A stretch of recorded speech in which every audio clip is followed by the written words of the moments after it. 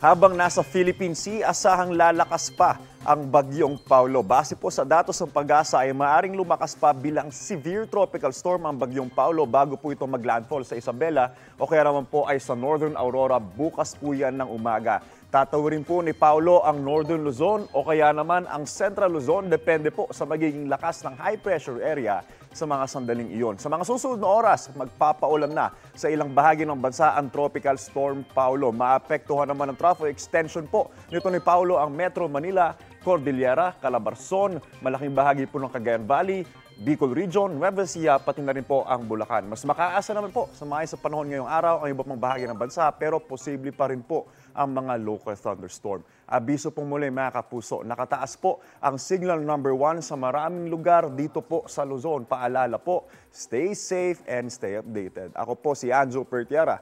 Know the weather before you go. Para Mark Safe lagi, mga kapuso. Kapuso, huwag magpapahuli sa latest news and updates. Mag-iuna ka sa balita at mag-subscribe sa YouTube channel ng GMA Integrated News.